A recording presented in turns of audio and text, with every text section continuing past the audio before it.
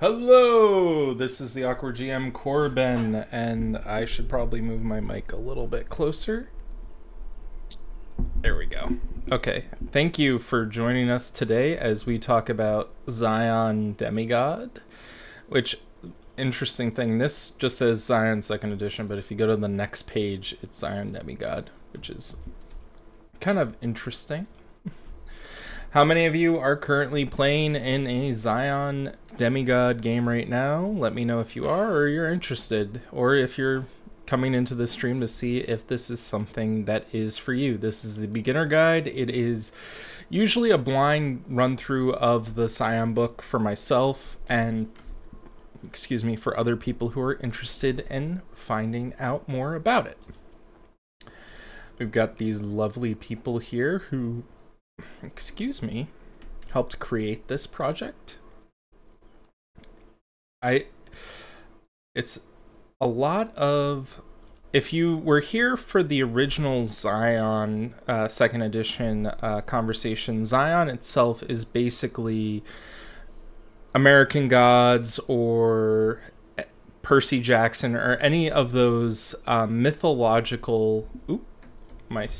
I need to correct the stream, but any of these mythological type stories where you are essentially the child of a god or an inheritor of the god's power, and in that way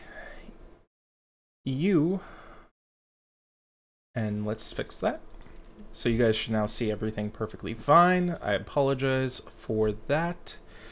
But you are essentially going to end up taking on the mantle of the god or so-and-so. You first start as a, is it an heir? I'm mixing up terminology.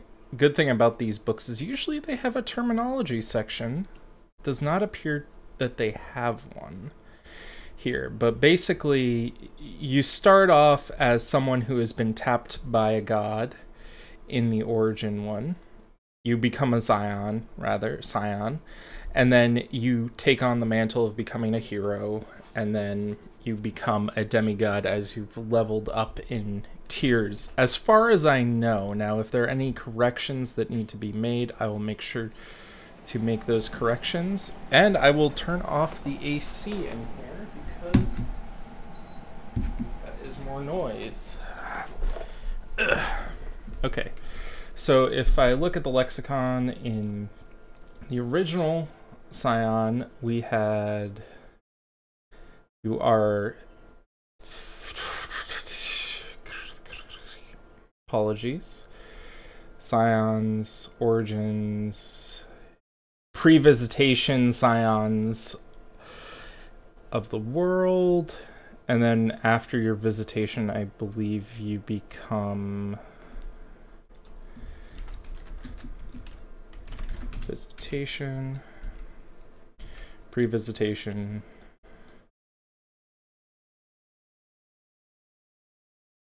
visitation is when you get your birthright. Okay. I did this a little bit out of order. If you are, I haven't done Scion Hero. I should have probably done that before Demigods, but essentially we're going to go through this book right now. Demigods focuses on the theme of Live the Myth. At the end of the book's main focus is on the heroic cycle, giving story guides and players the tools to play through the tropes and story mechanics of classic mythology. The Demigod story arc is forging one's legend, but this is not a haphazard thing. Rather, players take their characters through a tightly designed yet flexible story arc that ends in apotheosis or death.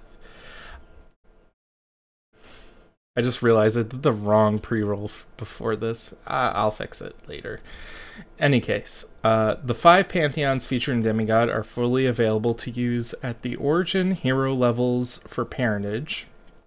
Story guides should feel free to incorporate them into their world and character generation regardless of level. The future books will assume they exist. So we've got the Anuna, which are Mesopotamian gods. Then we have Apu, which are the Incan gods. and I'm probably going to butcher some of these names, and I apologize. Atua, which are Polynesian gods, Bogovi, which are Slavic gods, and Tengri, which are Mongolian gods. So as it says here, City of Myths, Percy Jackson, The Immortals, Clash of Titans, these are all inspiration for demigods. Some beautiful artwork in here. That's definitely gives me a nice urban fantasy vibe going there. The deeds of a demigod come together to create a mantle. See hero. A demigod can also take up the incomplete mantle of another demigod who tried to rise to the ranks of gods but failed, and playing out the same story up to and beyond that point of failure. Turn tragedy into victory. Or she can walk in the footsteps of another god, living or dead, so perfectly, so completely that fate itself acknowledged that she is that god. This is something that comes up in a lot of at least a few of these types of stories. American Gods, for instance, talks about what it is to be a god and whether or not there are multiple representations of a god. I think even the Dresden Files books have the idea that the name of these godlike entities matters. So if you talk to Thor, if you talk to Odin on and call him Odin, he is Odin. But if you talk to him when he is Santa Claus, it is like the same person but through different lenses. So you could be an aspect of that god's story if fate determines that you are good enough to take up that mantle. Let's see here. So the deity who receives sacrifices, the first visitation marks the end of an origin and start of a hero, and is by all accounts a transcendental and transfiguring affair. The knowledge of the Scion's parentage races through them and transforming blood and bone and soul in its wake. It's a rush to which all other addictions and joys pale in comparison, and the Scion is forever transformed in that moment. But they never forget they wield gifts born of myth, but they never forget the rush. The second visitation is much quieter, a declaration made by the Scions to fate. The Scion can feel that same rush of divinity again. What a gambler calls chasing it and feeling a victory, the Scion calls the ascent to apotheosis. A demigod who decides to pursue apotheosis has some difficult choices to make. She can follow her own path and overcoming a series of archetypical challenges that sharpen her identity to the point that fate cannot deny her divinity. The act of becoming a demigod is a Scion's declaration to fate itself that they will eventually become a god or die trying. Now, we haven't talked about it, but I know during the Onyx Path convention a few weeks ago, they did discuss like what it is to be a god in Scion, and it was like this whole thing of you don't roll dice when you're a god. When you're a demigod you do, but when you're a god you're effectively basically can dictate whatever you want. Now I'm just going to check here because I need to talk about a little bit of crowdfunding. There's Trinity Continuum Aegis, speaking of gods, which is going to be on crowdfunding on BackerKit at some point. I can share a link in chat if I do this weird thing. So, it's coming soon. There's that. There's going to be an OPP game night on the 28th, and there's not much else going around. There is a Steam summer sale for Scarred Lands on Fantasy Grounds, and that's about it as far as announcements go. Need anything else? Just let me know. Okay, so going back to the game. we've got here some of the milestones here for Apotheosis. Progress from demigod to god involves 5 stages that all Scions progress through, although not necessarily in the same order. Each stage is associated with a divine deed or a defining task or a set of tasks that the Scion completes successfully to advance. So let's start off with these milestones. Until a Scion completes the first Apotheosis milestone, she remains a hero, with regard to all the rules that distinguish between hero and demigod tier characters. So the second call is this first milestone, in which the demigod reenacts an early challenge of his post-visitation life in a new and usually more dangerous way, or becomes drawn into one of the early myths of the god he wants to emulate. The lesson of this stage is to let him reflect on his progress so far and to announce to the fate that he is ready to pursue Apotheosis. This is always the first step and culminates in an act of gaining Legend 5, a deed undertaken while the Scion is still a hero. Man, going out of order is going to be a little bit crazy. I apologize. Then there is the parting, in which the demigod discovers that the extra burden that fate binding places on gods and glimpses similar divine restrictions on behavior in the mortal realm. Along the way, he develops a powerful fate bond with a mortal or lesser mythical being, one that lasts beyond even death. Then, inevitably, that bond will be severed. The lesson of the parting is that all mortal connections are compared to the eternity of gods, fleeting ones. So essentially, when your character becomes a god, they have to leave behind all things that are not mortals. Now we've got the threshold. The threshold is in which the demigod explores her connection to her calling, to solidify her identification with them.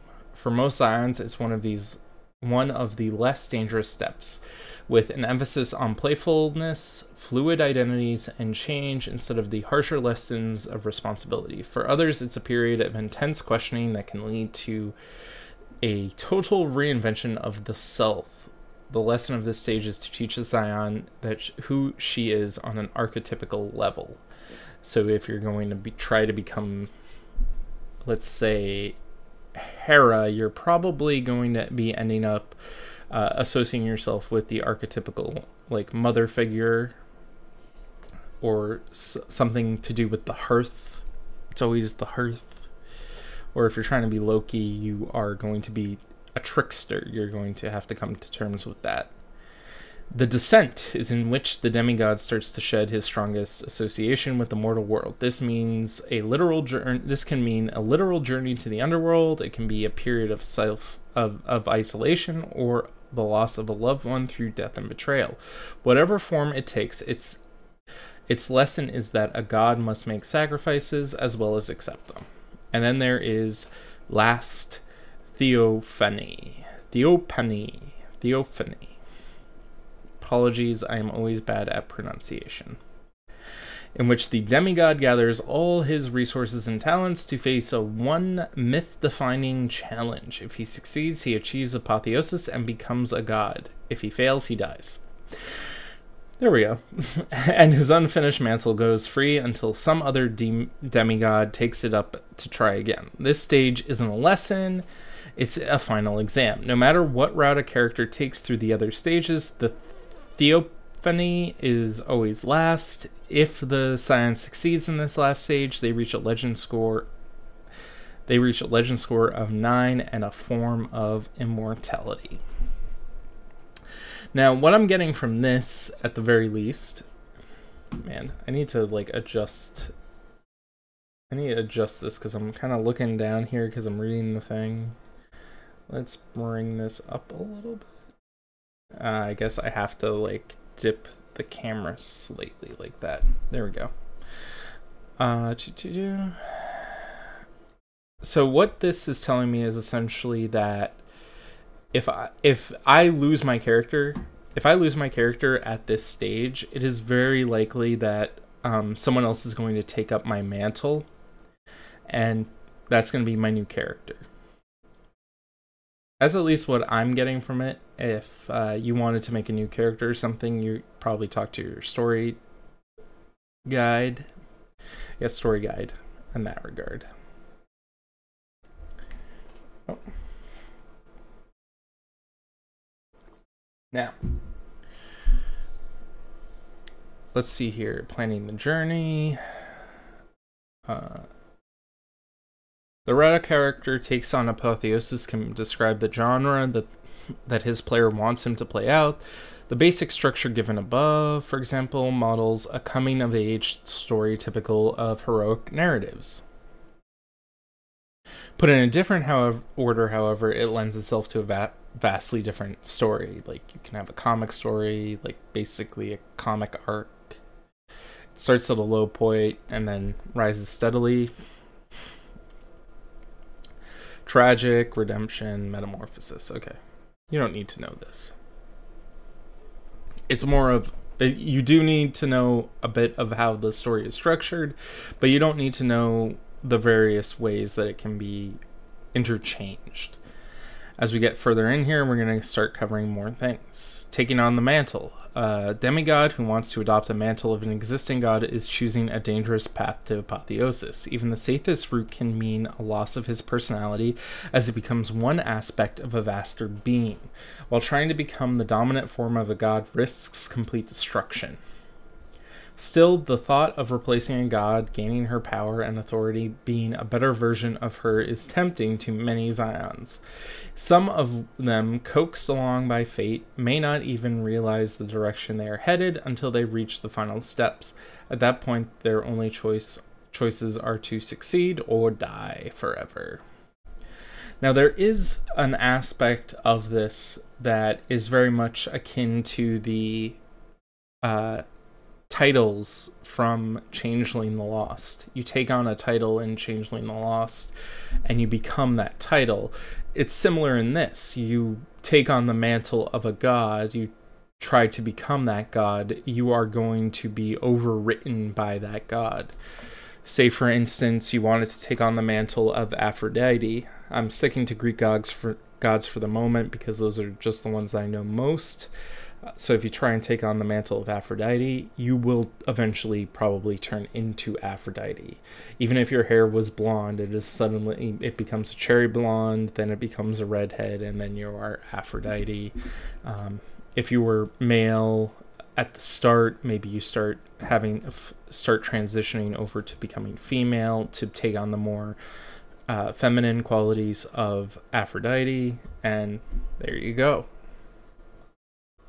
Now, mantles are a metaphysical reflection of a legendary being's accumulated deeds, fate bindings, and identity. They don't have any direct equivalent in real-world mythologies or religions. It's up to the storyteller to decide how aware demigods or gods are of how they work. Do gods see mantles as aspects of a single being or as different yet closely related entities? So, for instance, if you're doing Zeus, would Zeus also be Jupiter, or are they separate characters? Or are they part of the greater whole of the mythology of Zeus? Are gods consciously aware of ways to weaken and strengthen mantles, or do they only know that forcing another god to go against her fated ordained role makes her more vulnerable to harm? Do gods know how the relationship between attempting to achieve apotheosis and the creation of a mantle, or do they see demigods following the course that fate sets out for them? So, is it that you're preordained to become a god, or is it because of fate, or is it that you are actually creating the mantle, or something akin to that? There's a lot of nuance to this. These questions differ from pantheon to pantheon. Some may not think about them at all, while others may secretly be only known to a few gods. And for still others, they are common knowledge. For the story guide, it's important to at least consider answers so that if the player's characters go looking for advice on how to usurp a mantle, he can decide whether there's any god who can provide an answer. This is a kind of thing I really like to do in my settings, specifically in Mummy the Curse, which is another game Onyx Path has made. The judges are very godlike, and one of the things I like about it is they're based on the Egyptian gods, though they are supposed to be proto-Egyptian, prehistory gods. And what I like is when you take it into a modern day setting, you don't need to have them have this aesthetic of them being the god that they represent. You can have, say, Anubis, instead of wearing whatever Egyptian garb he would normally wear, he is in a business suit. He might look like a normal person, or he might just look like someone with Anubis's head on the top.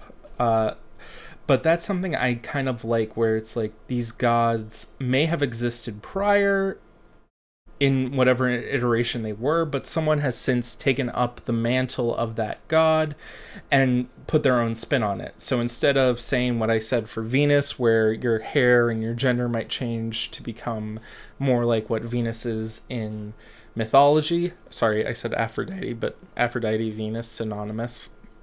Instead of you becoming Aphrodite, the Aphrodite title becomes associated with who your character is, which is an interesting way of going about it if you wish to do that. That's story guide preference, though.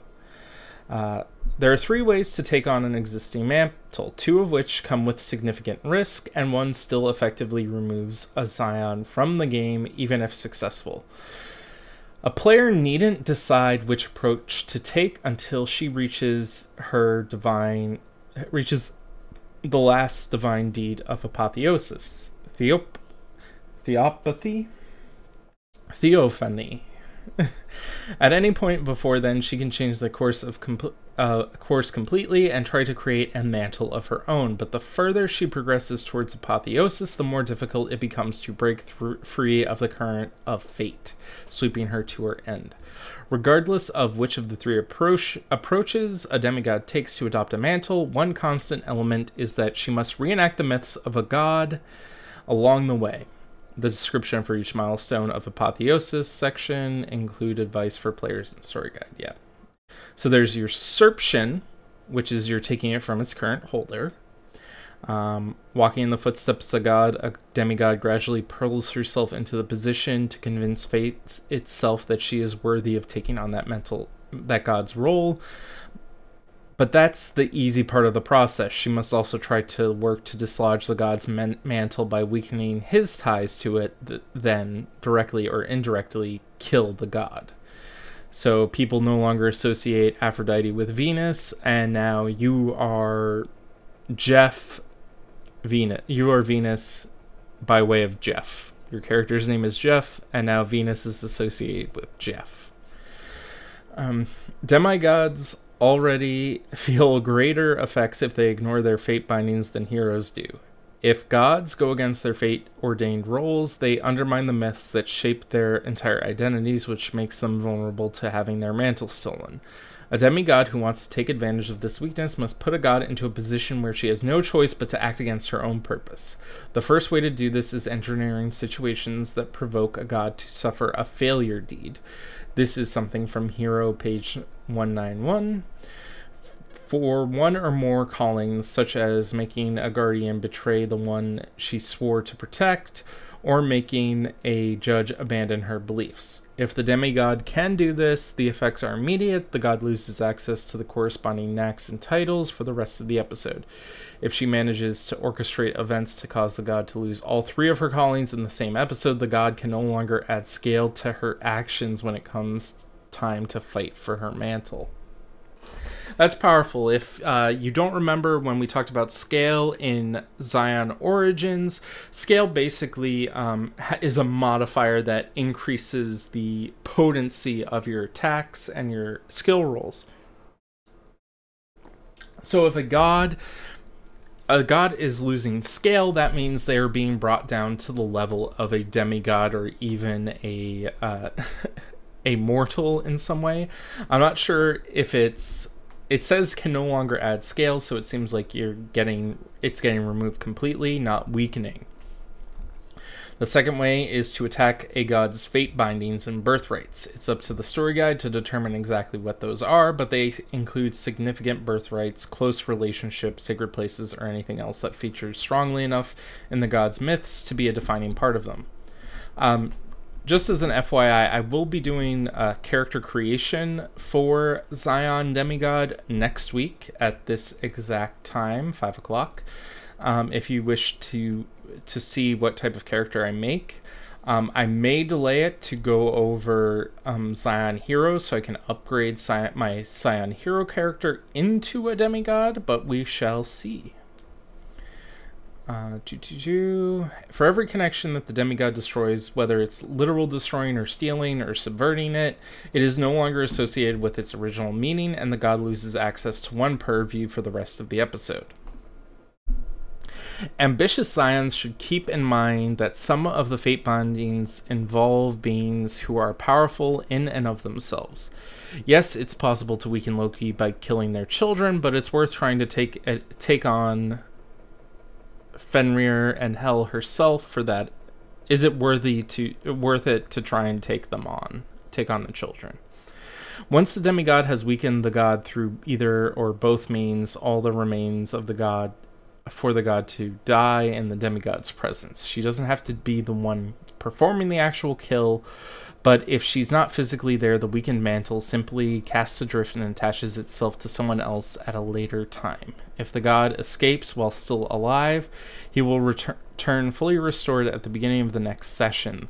The challenger will have gained nothing but impending anger for the entire pantheon, usually followed by a swift destruction and his own incomplete mantle being set free for another to claim in the future. It's up to the story guides to basically make this challenging. No player wants to struggle through Apotheosis to end with someone putting an arrow through their heart on the other side of the planet, or someone transporting you into the night sky devoured by another god. Assuming that Scion hasn't already drawn the god out to fight by attacking his fate bindings or birthrights, she can call him into a general area by performing a major sacrifice and issuing a challenge. They will then respond within the same scene. Okay. There's a lot to this. This is pretty potent stuff. So you can have sometimes the gods won't want to fight. It is possible to take one without violence. In the case, the demigod must strip the god of all three callings in either of the two ways described in the previous section, with a single episode, which is 2 to 3 sessions, at which point she can remove the mantle and claim it for herself. The god, meanwhile, fights back doing the same thing, maneuvering the demigod into a position where she suffers a failure deed for her own callings and working to destroy or subvert her birthrights however possible. It spills less blood, but it can be brutal on emotional and psychological levels as both sides see part of themselves torn away. So this is where if you're like a god of cooking and someone's trying to usurp you by being a better cook than you, you can basically try and ruin their reputation in the cooking field to help stop them from taking your mantle or from being able to weaken the god's mantle so that you can take it up instead. Oh god, man, this is just so hot. Gotta hydrate.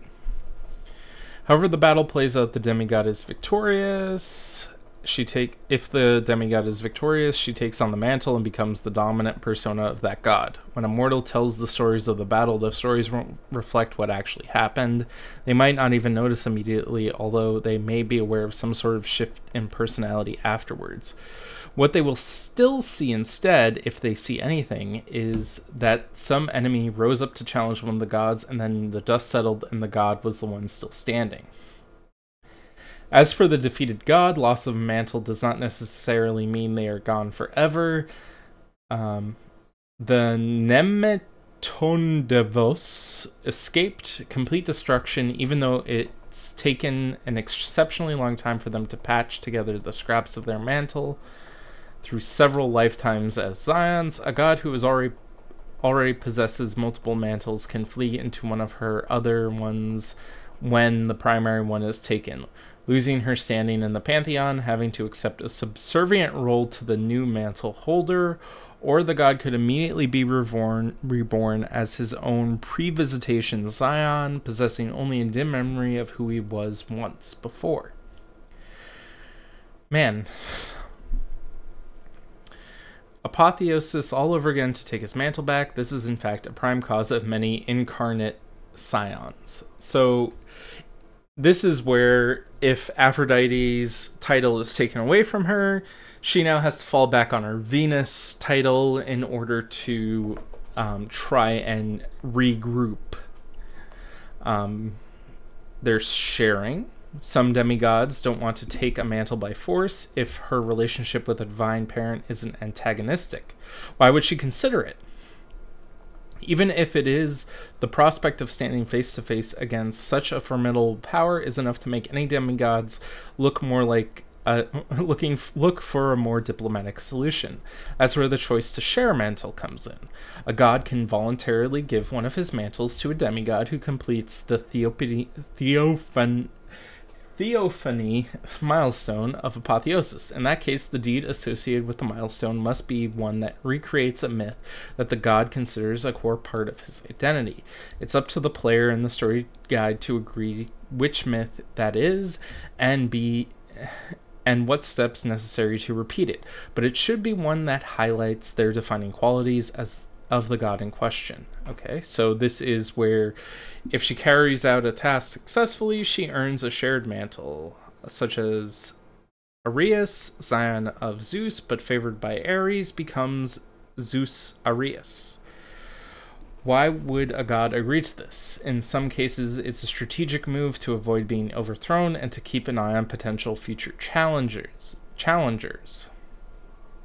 Phobos and Diomas, sons of Ares, hold two of their father's lesser mantles for now, but both still intend to reach the same name of Ares when the time is right. He knows the day will come when they are no longer content with their stations, but sharing power allows him to focus on what he considers more important problems.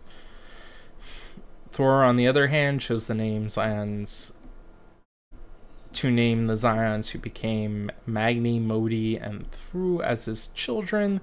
They reach similar heights of power, but not out of fear of his position. He knows death will come to him, and he is prepared all three to take his place. Only one will become Thor, but if he learned one thing from Odin over the centuries, it's always good to have a contingency plan. Okay, so these are good examples of how if you have a... I forget who has it. Is it Ares who has Discord?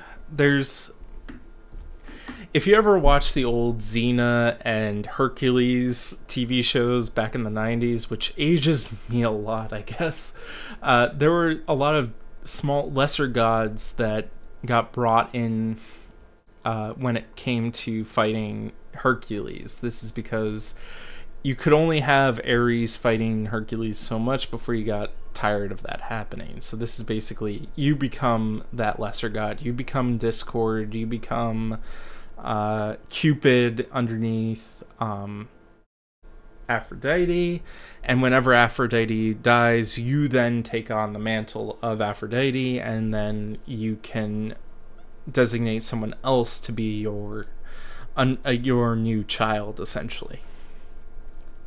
Surrender. Few demigods have gone through the challenges on the way to apotheosis, opting for a third way to achieve it. It involves coming face to face with a god whose myths she has emulated, and instead of fighting to take a mantle or bargaining to share it, she acknowledges that she is nothing more than one aspect of the god's greater identity, and voluntarily allows herself to be absorbed into that identity. All deeds she has performed until then become part of the god's mantle. When she is remembered, it is as a manifestation of the god, not an individual hero or demigod. It's rare, but it has happened with the likes of Enyalius and Ares. So long as he has echoed the god's myth throughout his apotheosis, there's no chance that choosing surrender as the outcome will fail. It does, however, require the demigod reaching the theophany stage with the same callings as the god she is emulating, and that she does not possess any purviews the god does not. If either of these is not the case, she can only usurp or share a mantle. On a character level, choosing this option represents an epiphany on the demigod's part about fundamental unity of divine and acceptance in his place in that unity. As such, it's usually applicable to pantheons to believe that there is a single force behind all the aspects of divinity. If the demigod is the sort of character who repeats the myths of her divine parent as a form of deliberate devotion, surrender through the theophany is a natural outcome. So basically, you're a character who has wanted to emulate the strength of Thor. You've done everything to honor Thor, and once you become face to face with Thor, you say, "Hey, we are the same. I wish to be just a lesser aspect of you," and you have surrendered into becoming a part of Thor. For a player making a surrender, the outcome of apotheosis is a way to retire a character whom he feels has reached the end of her story. It's a way of avoiding the conflict that comes from the theophany, a way of being assured of success, but at the cost of never playing the character again. On the positive side, any of her birthrights can be associated with the god, so that another scion of the same god can take them up in the future, and other players in the game will know the reason why. Okay. Don't worry about story order. This doesn't have to be about homework, but there can be. For some pantheons, in real stories draw inspiration. For others, it can be difficult to track down more than a few paragraphs, if at all. All that players need to do is find 5 myths that hit the major themes of the stages. The writers of Scion aren't going to be disappointed if someone gets information from online encyclopedias, but if a player has access to libraries, research... Man, this is the type of game that I wish I played when I was taking my mythology class back in college. Watch your step. These are all sort of advices of not being too strict to the source material, but also making sure that you are not trying to basically rewrite everything. What's the watcher step? There are parts of historical mythologies that are alien to modern readers. Some of the gods act in ways that are abusive to others. Some of them react to extreme violence, to incidents that most people will shrug off. Following the footsteps of the gods doesn't mean that players or story guides must revisit the same myths in the same way, especially if they potentially make someone uncomfortable. If there's a choice between fidelity to the original sources and enjoyment at the table, enjoyment comes first.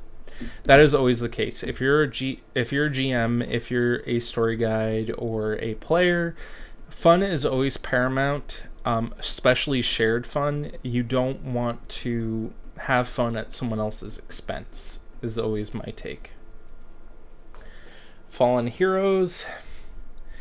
If a player wants her character to claim the incomplete mantle of a demigod, she and the story guide must agree with that figure in question is someone whose deeds were sufficient to create one in the first place. The heroes of fairy and folk tales are remembered for just one story, probably never reach the point of developing a mantle, no matter how otherworldly their adventures. Jack and the Beanstalk might have inspired a giant-slaying demigod, but Jack was never a demigod himself. King Arthur was strictly a British warlord who fought monsters and gathered court heroes, progressed further while the Arthur-crowned Emperor of Rome in Le Morte de Arthur died much closer to apotheosis. What is this? So, he's far from the only hero to end their own myth. Scions who have reached the end of their journey but never finished it. fortunately, it's possible for someone to take up their mantle and fix the mistakes of the past. So does this create a new mantle?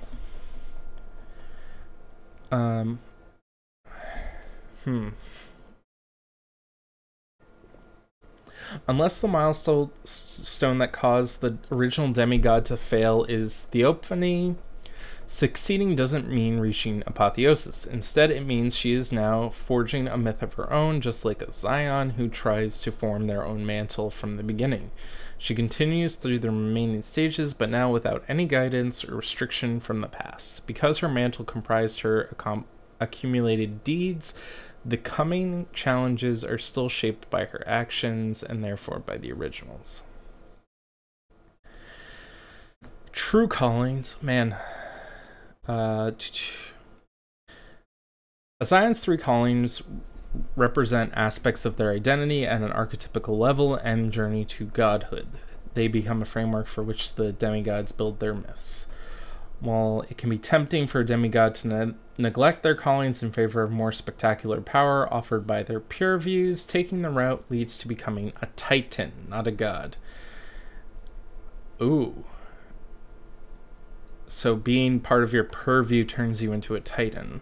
But if you make sure you embody the callings, you could be a god. A major part of the myth-making journey of apotheosis involves honing the Scion's identity.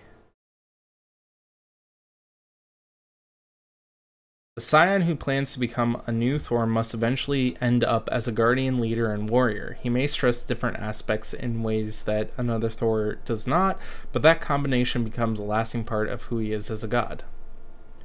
Practically speaking, to embody the callings through myths and deeds means two things. First, means living out the story that reveal new ideas of what it means to be attached to those callings.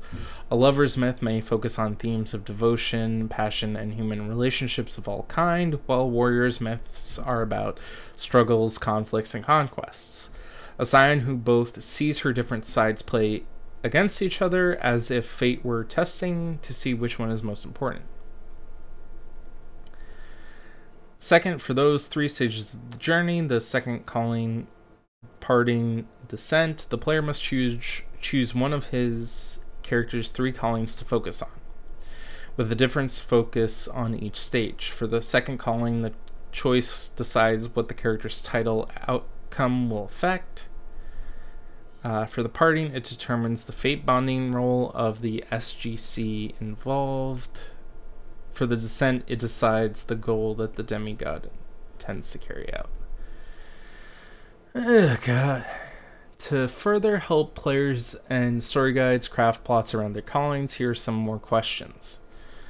Man, there is a lot here. Is there a possibility of creating your own mantle? Parting. I'm going to skip through these because we only have 15 minutes left. But I kind of want to get into a little bit of what else this game is about. So we have the apotheosis. This apotheosis is the giant section. Coping with fame. Some beautiful artwork in here, by the way.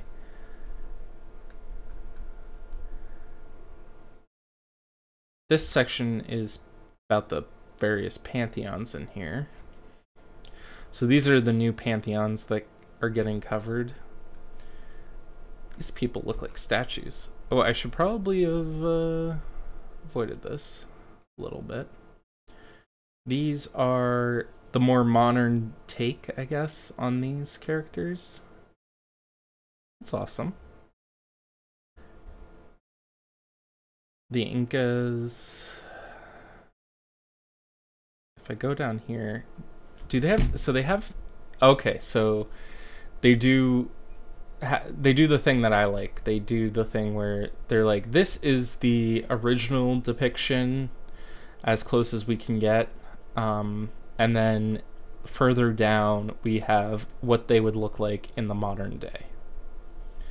So if I look here, the last 5 here, guy in a suit, a doctor, a woman in a dress, a businessman type guy, and a security guard. If I go back up here, they are kind of equivalent. This person is a bodyguard, this guy is a little bit blinged out, and this guy over here is probably this guy here. Okay, so that, I like that. That is attention to detail you don't often see.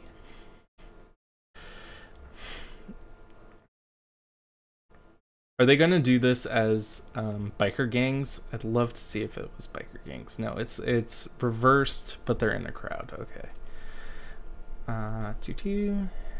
And down here,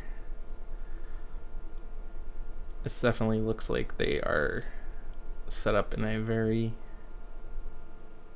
honorable fashion. Oh, they don't have the person in the throne down here, but it's cool. I like the and this character I think was in Origin as well. Oh, these are the example characters that you have here.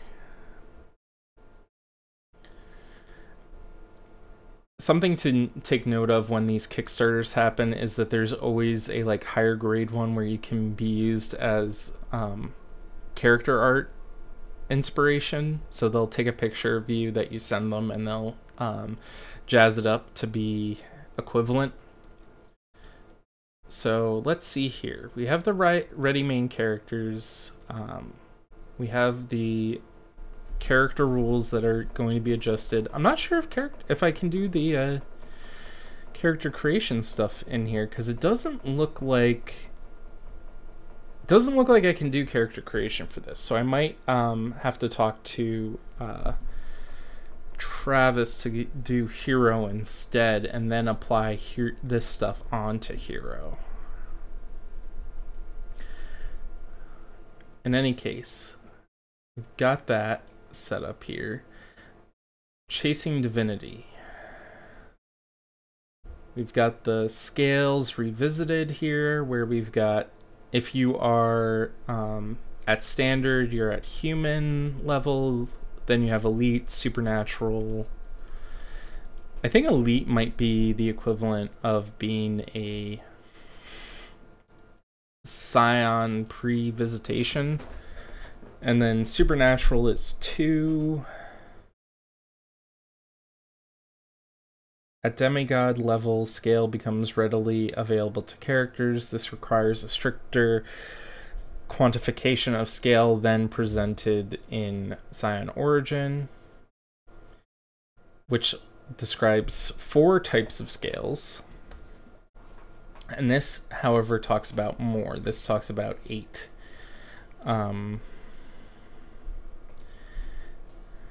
Some things, such as the world and other planets in cosmology, may be on scale 6 in terms of size or other attributes, or a primordial's world-ending might. In such cases, the storyteller should feel free to extrapolate the ranges of the upper scales and their sizes.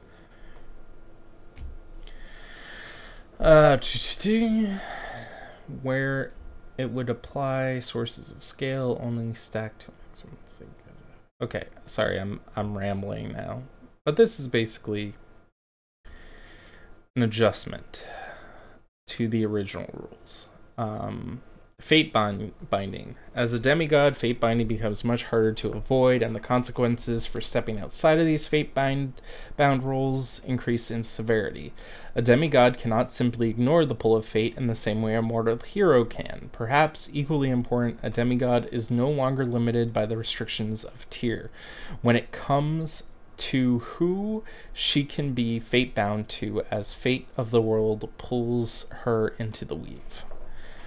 It's laid out in hero, and it hasn't changed. Just this section details how being a demigod adjusts and changes each condition and role. If no changes have been made to the invoke, compel, or resolve for each role, assume it functions the same. Cannot have more fate bindings than their legend +1. So if you're Legend 5, I think they said, to become a demigod, you can have only 6 fate bindings. Up to 6 fate bindings. So these are things like, these are scenarios that are put on place onto you. So imperiled is something has put the fate-bound character, community, or society at risk. Whenever a demigod causes a mortal failure, in addition to the rules established in Hero, this condition may be applied to a character present in the scene.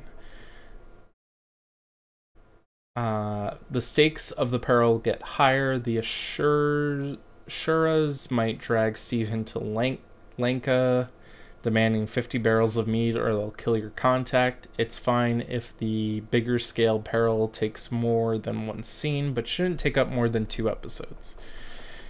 So that's you being compelled to take on this task. Avoidance. If the character fails to address the peril, besides the peril coming to pass, also add the Fate Bindings Rain to collateral pool and increase the stakes. If the character persists in ignoring this, increase the peril. The imperiled character becomes a nemesis with an equal Fate Binding strength. So essentially what we're talking about here is the call to adventure for demigods is much stronger, and if you fail to do so, basically it's going to have a knockback effect. It's going to have a huge downside, which can include something along the lines of a character who was brought into that fate excuse me, will be forever changed to another peril that you're going to have to face.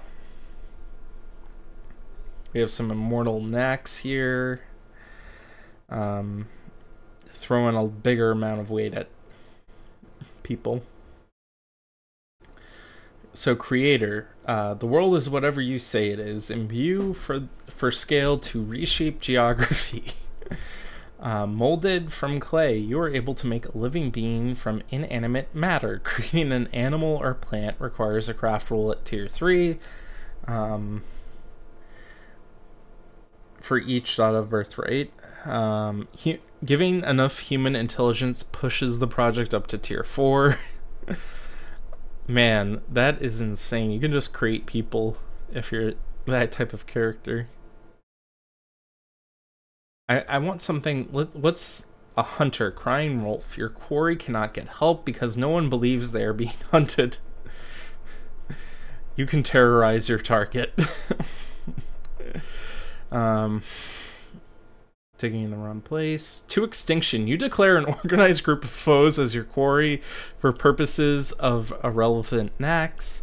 If you have a knack always there and the targets are of a lower tier, you immediately jump to a scene of catching the last one.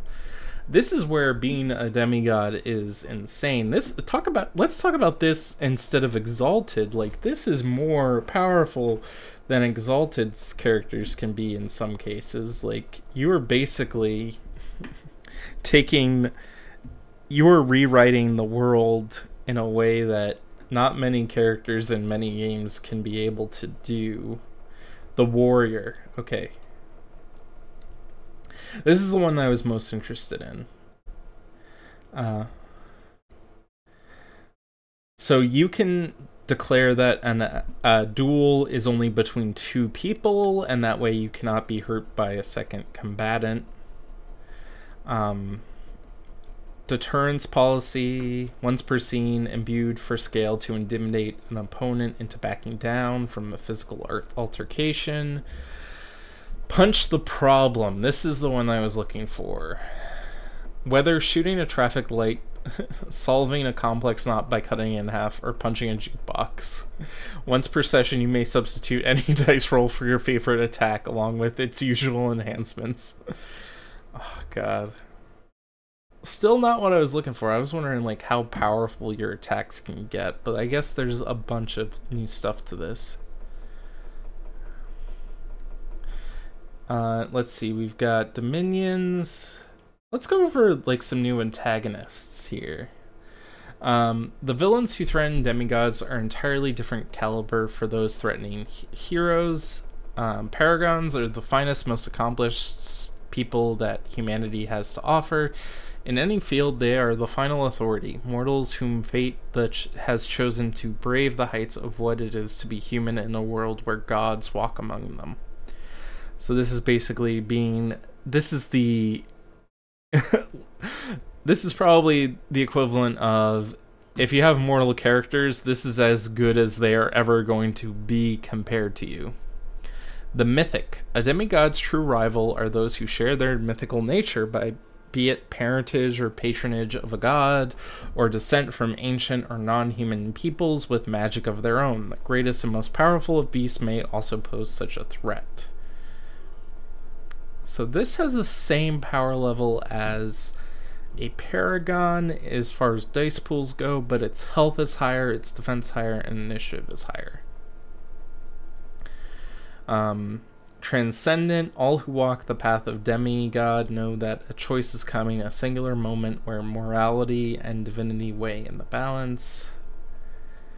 Transcendent enemies are those whose mortality is a quickly vanishing memory. So these are people who have transcended humanity. Avatars are when a god sends down avatars full of malign intent, or when titans give birth to the greatest among their spawn, even a band of demigods may be hard pressed,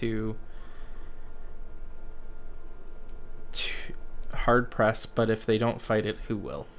So these are the more powerful creatures that are effectively aspects of the gods or titans that have been thrown or thrust upon the world. And this is getting to be about the time where I'd say we can close off. Keepers of the World. What is this? Cross-pantheon alliance of gods who share common goal, protecting of the world, not from only from titans and their spawn, but also capricious gods of their pantheons. Several powerful Scions who rose to apotheosis in a mature pantheon, but some have existed since their pantheon's mythology was laid down. Honestly, I would consider some of these gods probably to be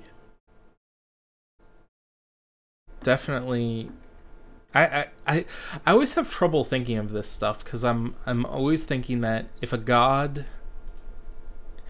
you're coming up with a god, let's see, if you're saying that there's like an infinite amount of time for people to have become these gods, like, it is highly possible that you as a character didn't form, like, sorry, I'm kind of flubbing on this, but basically it could be that Thor has been a god since Nordic times, but there's always been a person who has taken up the mantle of Thor.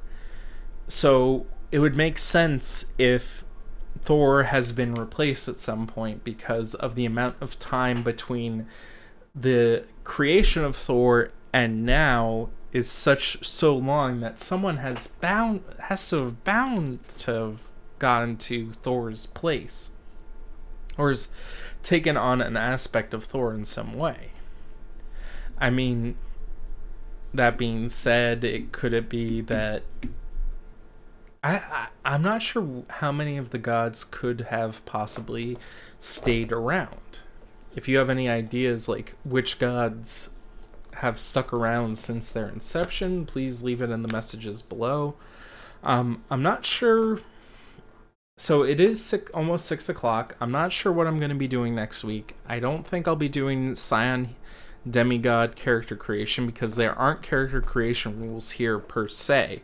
They are in addition to the Scion Hero rules. So I might have to do Scion Hero before I do Scion Demigod's character creation.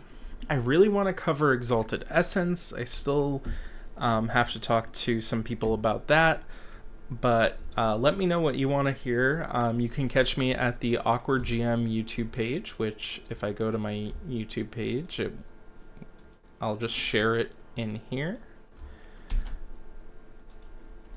Please subscribe here. And then thank you so much for watching, and I hope you have a good one, and I hope you've come to know a little bit more about Scion Demigod. Now let's transition to the pre-roll. And transition.